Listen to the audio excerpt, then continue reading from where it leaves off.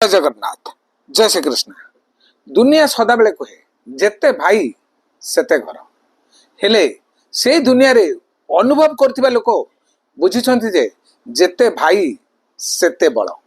आपण को असुविधा बेले जदि किए भी पाखरे ठिया हुए सी होची भाई।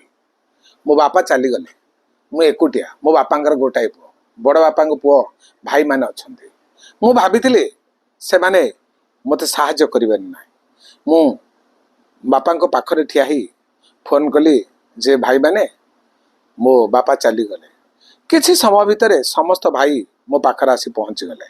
सेठी मु अनुभव कली सतरे जेते भाई सेते घर हेले भी जेते भाई सेते बड़ मध्य। आउ मु मो निजको निजे बुझाई नेली जे भाई बिना ए दुनिया रे आउ केही नाहंती।